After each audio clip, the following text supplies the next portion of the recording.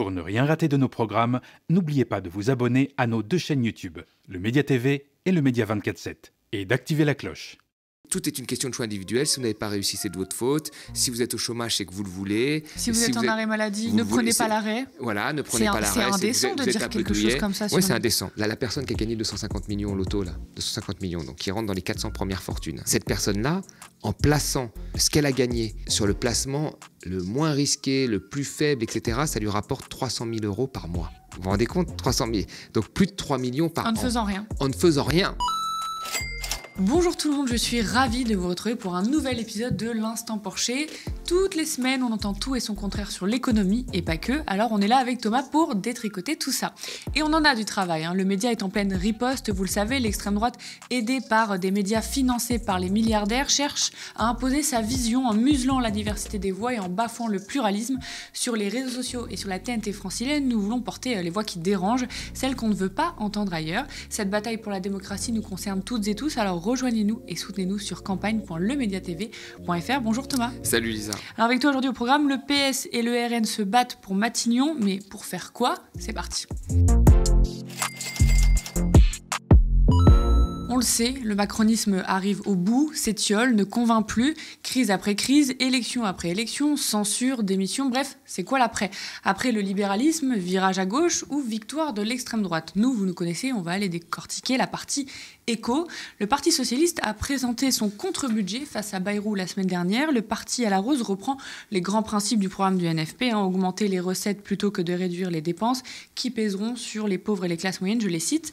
Plus de 26 milliards d'euros de recettes nouvelles grâce à la mise à contribution des gagnants du macronisme, les grandes fortunes et les grandes entreprises, donc avec la taxe Zuckman de 2% sur les patrimoines de plus de 100 millions d'euros ou encore 15 milliards avec une refonte de la fiscalité sur les dividendes et les plus-values.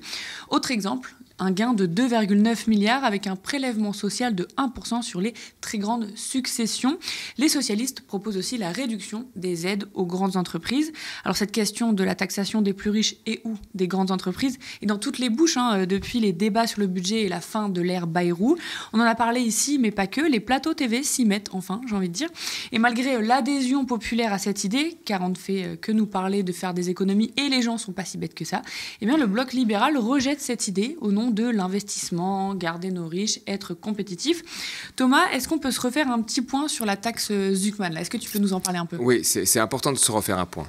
En fait, la taxe Zuckman, c'est une taxe à 2% sur les gens qui ont plus de 100 millions d'euros de patrimoine. Donc c'est énorme, hein. 100 millions d'euros de patrimoine, ça concerne 1800 ménages seulement. 1800 ménages. Alors, dans la tête des gens, il y a cette idée que si tu prends 2% à quelqu'un qui a 100 millions, il lui reste 98 millions, et puis après, il lui restera 96 et 94, et sur plusieurs années, tu vas l'appauvrir. Et donc, c'est une taxe qui a pour but d'appauvrir les plus riches. C'est parfaitement faux. En réalité, la fortune des riches augmente très fortement chaque année.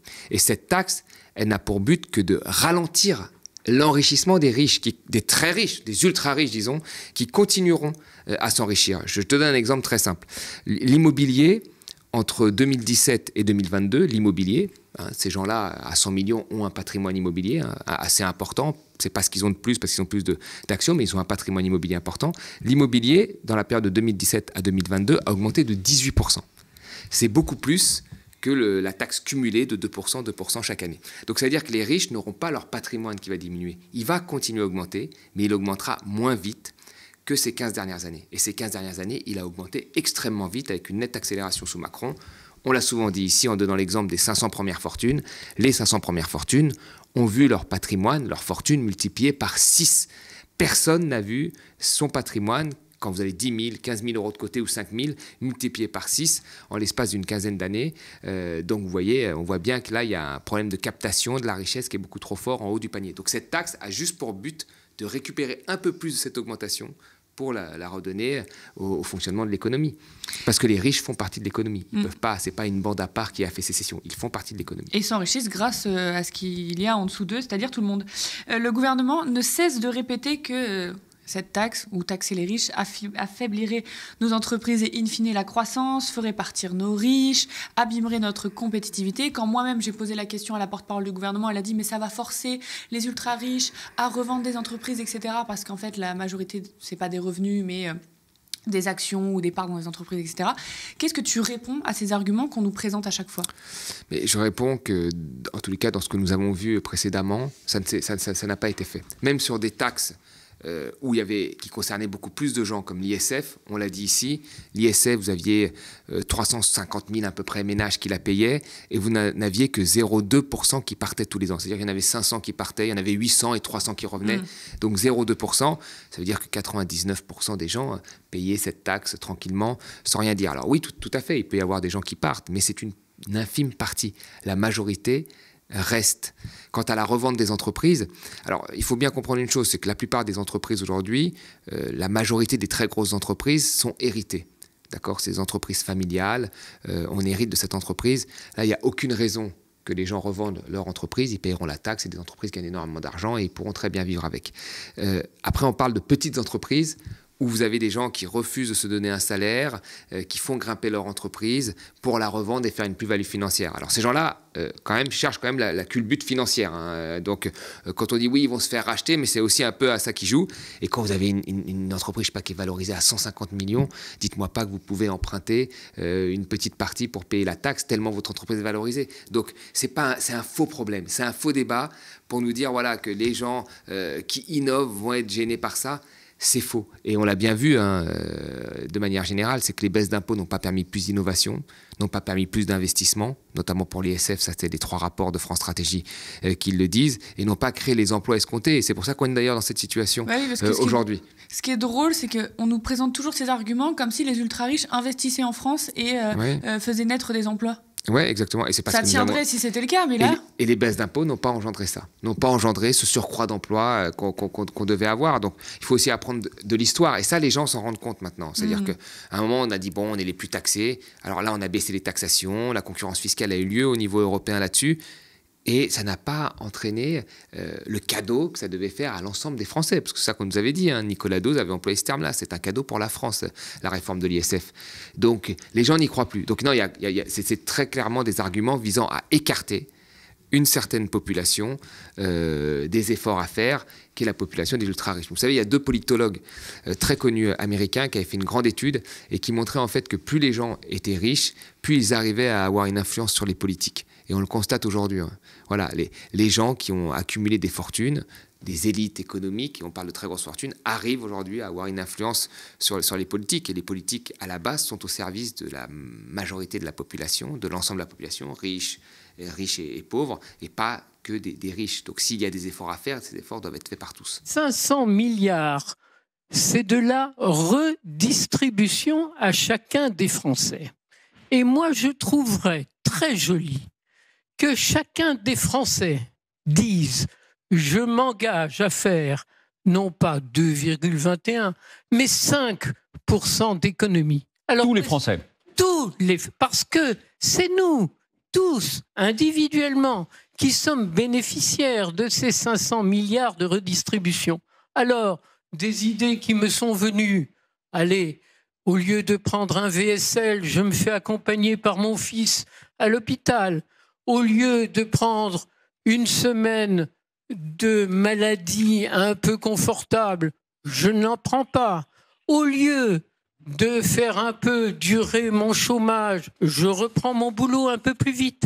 Au lieu d'embaucher un salarié dans une mairie ou de remplacer un salarié qui s'en va, je ne remplace pas. Et ainsi de suite. 1000 exemples.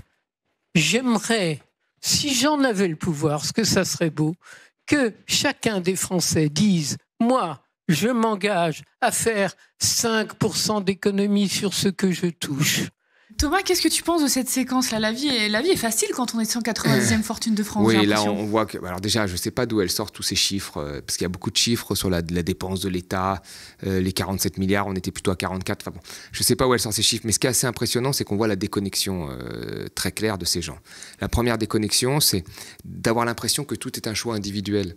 C'est-à-dire que, bon, tu es au chômage, arrête ton chômage et retrouve un emploi tout de suite. Mais la plupart des gens, quand ils sont au chômage, et là, encore une fois, on a des études sérieuses, pas du ressenti au doigt mouillé, qui montrent que 90% recherchent très clairement un emploi. Et qu'elle aille le dire aux gens de son âge, parce que je ne sais pas quel âge elle a, mais elle a plus de 50 ans, visiblement. Les plus de 50 ans veulent retravailler, et c'est les entreprises qui n'en veulent pas. Donc, vous voyez, toute la vie n'est pas un choix individuel. Bien sûr que quand vous avez votre fils qui vit à côté de chez vous, et que vous êtes malade, et que vous allez vous faire une chimiothérapie, peut-être que vous allez appeler votre fils, s'il a les moyens de vous amener, parce que parfois il travaille, il ne peut pas, son travail ne lui permet pas d'amener sa mère à l'hôpital, mais oui, quand il le peut, il va vous amener. Mais comment vous faites quand vous êtes une vieille dame qui vit en province et que vous avez vos enfants qui travaillent sur Paris? Eh bien, heureusement qu'il y a des taxis conventionnés pour vous amener à l'hôpital. Sinon, vous allez prendre le bus pour faire une chimio. Je veux dire, tout le monde n'a pas un chauffeur comme madame. Enfin, on est dans un monde où vraiment, là, tant sur la façon dont vivent les Français, que sur même les taxations, les riches, les très riches, les ultra riches, parce que là on parle de quelqu'un qui doit avoir 300 voire 400 millions de fortune, ont fait sécession. Et sont dans une position où ils peuvent théoriser un certain nombre de choses, mais ils ont été aidés ces dernières années. Théoriser un certain nombre de choses, c'est nous qui créons la richesse et c'est grâce à nous que vous vivez, alors que la richesse est créée collectivement et c'est plutôt l'inverse, c'est grâce au travail collectif que eux sont riches. Tout est une question de choix individuel. Si vous n'avez pas réussi, c'est de votre faute. Si vous êtes au chômage, c'est que vous le voulez. Si vous êtes en arrêt maladie, c'est que vous ne prenez pas l'arrêt. Voilà, ne prenez pas l'arrêt. C'est indécent de dire quelque chose comme ça. Oui, c'est indécent. Déjà, c'est factuellement faux, en termes. Et puis, c'est après indécent. Je ne sais pas du tout ce qui a pris à cette dame, mais ce qui montre que ces gens vivent dans un univers aussi parallèle. Parce que pour dire ce genre de choses, en plus le dire à la télé, là elle ne le dit pas à des confrères fortunés ou à d'autres gens, elle le dit à la télé. Donc elle le dit devant téléspectateurs, c'est qu'on montre bien qu'il y a une déconnexion totale de ces gens par rapport au reste du monde. Est-ce qu'il y a d'autres moyens que la taxation pour réduire les inégalités? Il y a d'autres moyens. En fait, la taxation, elle corrige. Ça, il faut vraiment avoir ça en tête, c'est que la taxation corrige. Mais il y a d'autres moyens qui peuvent être imposés. Par exemple, l'augmentation des salaires réduit les inégalités. On n'en parle jamais. Je veux dire, on n'en parle jamais. La différence qu'il y a aujourd'hui dans les entreprises du CAC 40, puisqu'on prend ça, les PDG du CAC 40 gagnent très bien leur vie, qui ne sont pas à plaindre, etc. Un PDG du CAC 40 gagnait 40 fois le SMIC dans les années 60. 40 fois le salaire minimum. Aujourd'hui, c'est plus de 250 fois le SMIC.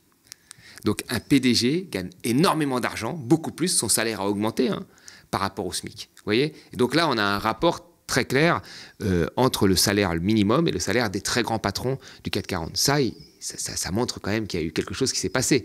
Il y a eu tout un système économique qui a permis aux grandes fortunes de s'enrichir plus. Les PDG du CAC 40 en font partie. Donc la vraie question, oui, elle est dans les salaires et dans la redistribution aussi, mais elle est aussi en amont dans comment tu vas partager ce que tu crées. Et c'est vrai que là-dessus, sur les salariés, il y a une assez forte modération salariale ces 30 dernières années. Et elle s'explique par quoi ? Par la baisse du taux de syndicalisation, en partie, qui a permis de faire passer des réformes en défaveur des salariés dans les grandes entreprises. Et ça fait penser, il y a quelques semaines, fait une carte blanche sur la richesse sur le média et on y découvrait quand même pas mal de chiffres. Par exemple, en 2023, sur les 153,6 milliards d'euros records, ce sont les actionnaires qui ont mangé la plus grosse part du gâteau avec 67,8 milliards d'euros de dividendes et 30,1 milliards d'euros de rachat d'actions. Et la part consacrée à la rémunération du travail, c'est ce qu'on parlait, donc la valeur ajoutée diminue. Elle est passée de 61 à 51% dans les 100 plus grandes entreprises françaises cotées en bourse. C'est ce que montre Oxfam en 2023. Et parlons des PDG, tu en parlais. Entre 2011 et 2021, les PDG des 100 plus grandes entreprises françaises cotées ont vu leur salaire augmenter de 66%, contre 21% pour les salariés et 14% pour les smicards. Encore une fois, c'est ce que montre Oxfam. Donc ça montre quand même que là, on crée un gâteau, et quand même une grosse partie qui est donnée aux PDG, aux actionnaires, et qui en plus, on dit oui, mais c'est parce que c'est eux qui prennent les risques, mais au final, quand il y a un petit problème, c'est l'État qui paye. Oui, tout à fait. Et tes chiffres sont très parlants. Et en fait, tout le monde le constate aujourd'hui dans sa vie de tous les jours.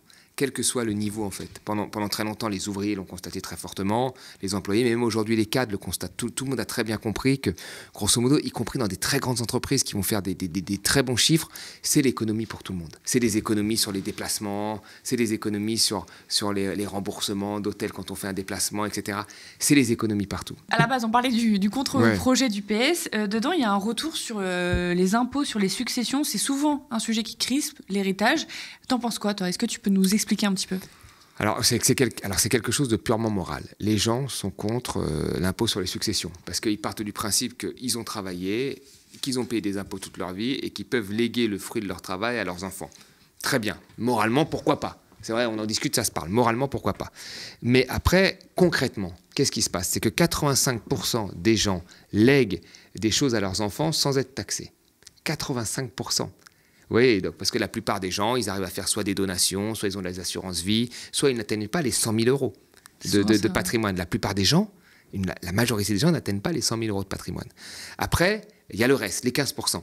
Dans les 15%, on peut comprendre qu'une partie qui a réussi à payer sa maison à 300 000 euros va le léguer à son enfant, il va payer un impôt et trouve ça scandaleux. Mais il y a aussi le haut, le très très haut, qui là va léguer parfois des parcs immobiliers ou des entreprises et qui peut déjà les contourner avec la loi Dutreuil. Et là, il y a une vraie question. C'est qu'aujourd'hui, l'héritage, ça représente 60% du patrimoine. Dans les années 70, c'était 35%. Donc ça veut dire qu'on est dans une société de plus en plus d'héritiers.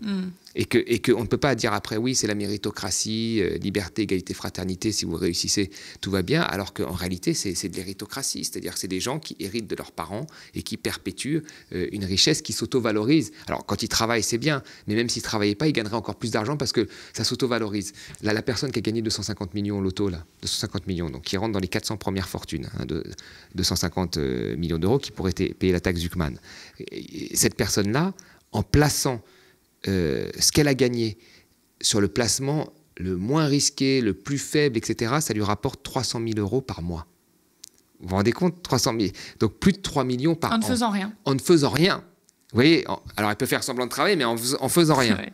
Vous comprenez? Donc, imaginons qu'elle commence à mieux placer un petit peu tout ça avec des conseillers sur des choses qui rapportent un peu plus. On peut vraiment augmenter très fortement les rendements. Donc, le patrimoine augmente de lui-même naturellement. Donc, la question de l'héritage doit être posée, mais c'est vrai qu'il y a quelque chose qui doit être résolu dans l'imaginaire des gens qui sont plutôt contre cette taxe. Parce que 80% sont contre, alors que 85% ne la payent pas.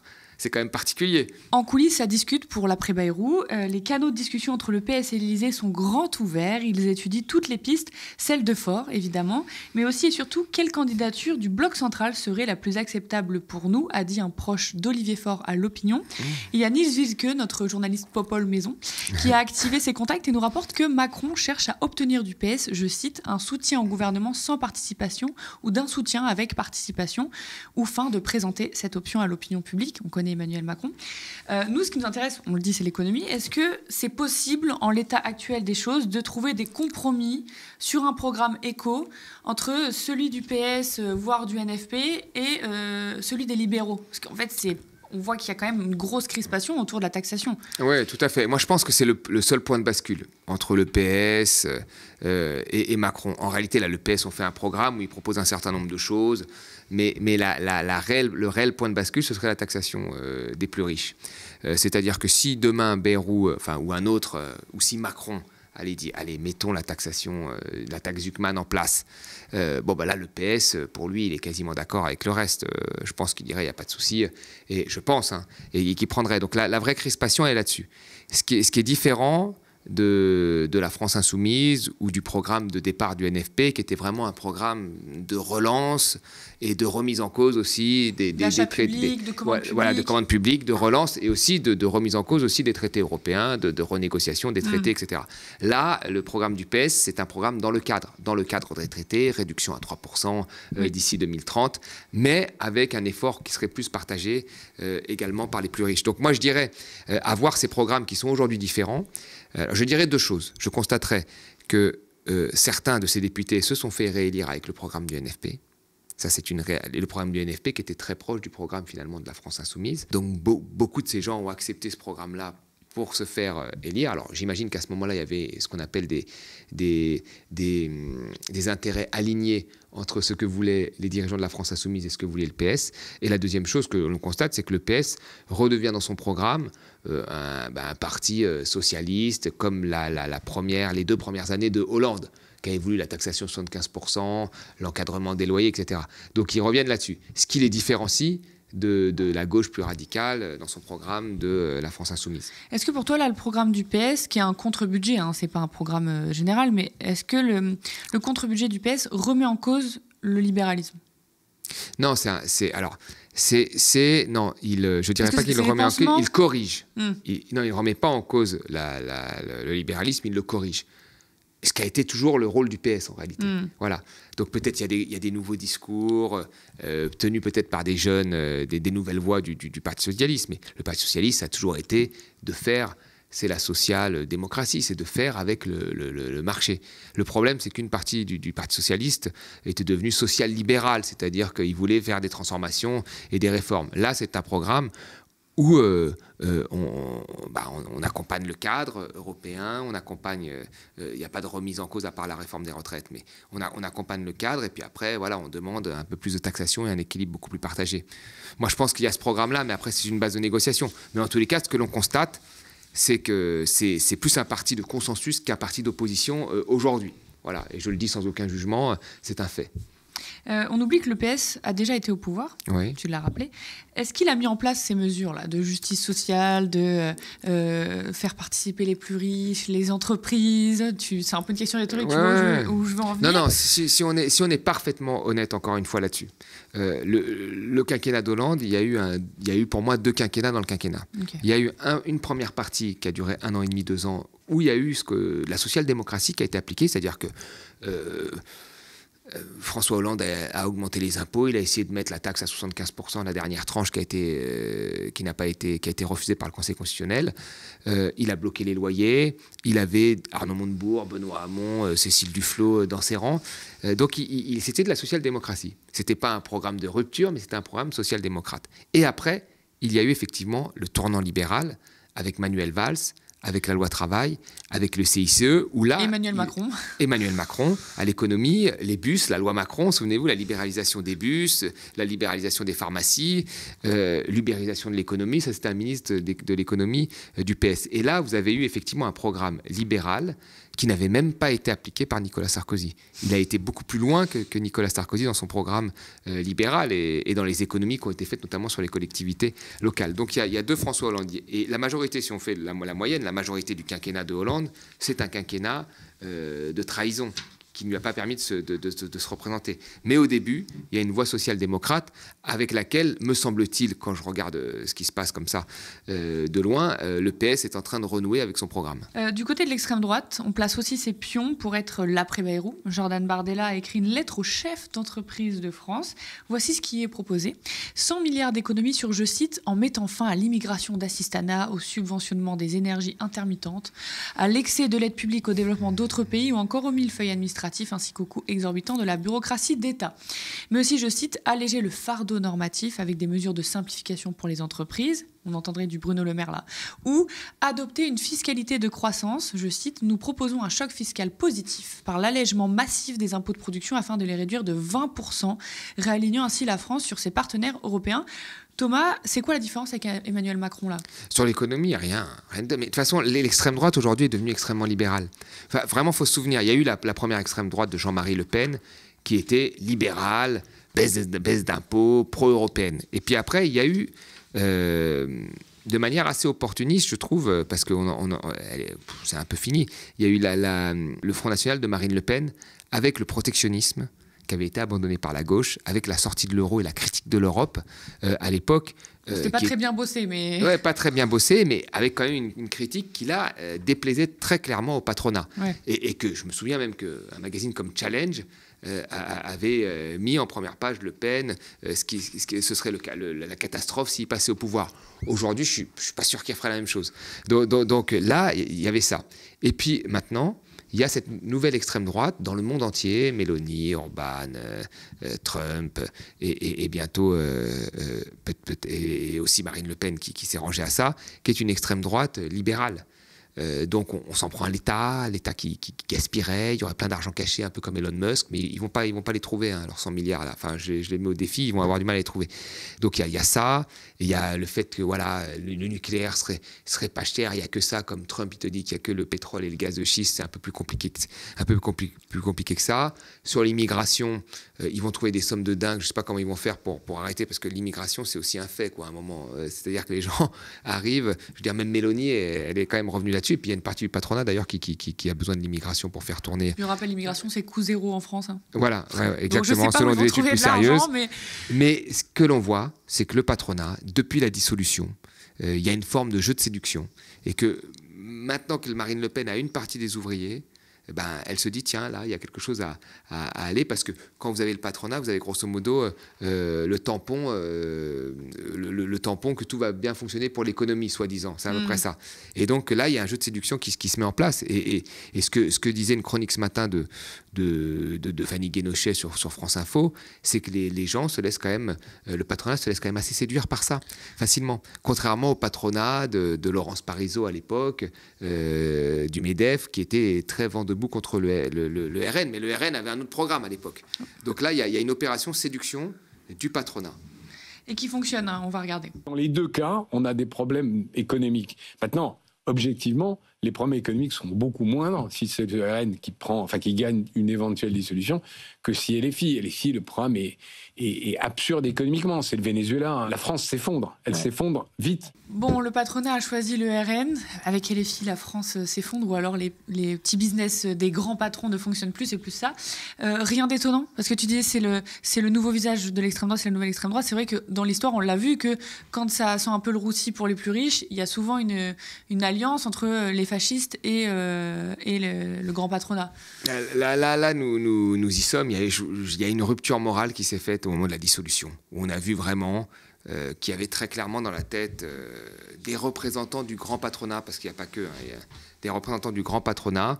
Quand les forces politiques ont été présentées leur programme, on a très bien vu qu'il y avait finalement le programme Macron-compatible qui était en premier, puis RN, puis LFI. Voilà.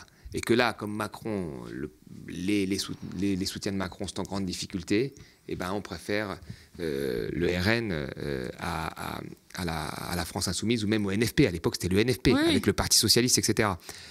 Donc oui, c'est problématique. Ça montre que les idées d'extrême droite ont fortement avancé dans notre société, qu'elles se sont banalisées, et qu'aujourd'hui, elles sont jugées comme finalement acceptables et peu graves, vraiment les idées de base, et qu'à partir du moment où on baisse un petit peu les impôts, où on promet monts et merveilles sans que vraiment ce soit regardé par quelqu'un de sérieux, parce que si c'est regardé par quelqu'un de sérieux, on n'est pas dans les mêmes chiffres, le patronat accepte. Donc non, c'est une faillite morale, il n'y a pas d'autre mot à dire, c'est une faillite morale. Est-ce qu'un programme de gauche, par exemple tel que le NFP, qui est pas, le NFP, on peut rappeler, c'est un programme économique quand même, pas de gauche radicale, qui proposait même pas des nationalisations. Reprenons notre boussole quand même. Est-ce que la gauche est dangereuse pour le patronat, même le petit patronat, pour les entreprises en général, pour la croissance? C'est ce qu'on essaye de nous faire dire. Est-ce que la gauche est dangereuse économiquement? Non, je pense pas qu'elle soit. En fait, la gauche, c'est une meilleure répartition des richesses. Alors, on parle surtout en fait de cette richesse qui a été captée par une partie extrêmement minime de la population, ou par des grandes entreprises qui vont jouer sur l'évasion fiscale. On ne parle pas des petites entreprises. Les petites entreprises, qu'est-ce qui peut leur arriver en réalité, si demain il y a des partis de gauche qui passent? Je veux dire, ils ont peur que la fiscalité augmente, mais la fiscalité, là où on peut aller chercher vraiment des rentrées fiscales, ce sont sur des grandes entreprises qui peuvent pratiquer de l'optimisation fiscale à outrance, et que là, on peut se dire à un moment, c'est un peu bizarre. On l'a souvent dit ici, 40 entreprises qui ont plus de 1000 filiales dans les paradis fiscaux, 1500 filiales. C'est normal d'aller se poser des questions de ce qu'elles font dans ces paradis fiscaux. Et dont certaines font des plans de licenciement. Donc certaines font des plans de licenciement. Les aides aux entreprises, on en a parlé ici, 200 milliards d'aides aux entreprises, c'est normal de se demander ce qu'elles vont faire avec ces aides-là. Donc non, nous avons des telles politiques économiques qui ont été en faveur aujourd'hui des plus riches depuis longtemps, avec chaque fois plus, parce que là, ils vous disent que « Ah non, Macron n'a pas suffisamment baissé les impôts », mais il les a baissés très fortement quand même pour les plus riches. Donc on a eu tellement des politiques favorables qu'aujourd'hui, la moindre possibilité de retour sur ces politiques-là, c'est le drame. Et comme je l'ai dit, c'est le drame. Et ces gens-là ont une telle puissance aujourd'hui qu'ils arrivent à avoir des influences sur les politiques et même des influences via des comités bizarres, des associations, etc., pour aller défendre leurs paroles à droite et à gauche. Donc, non. Je pense que même l'économie pourrait aller mieux parce qu'il y aurait beaucoup plus de demandes internes qui permettraient d'avoir des débouchés, notamment pour les petites entreprises.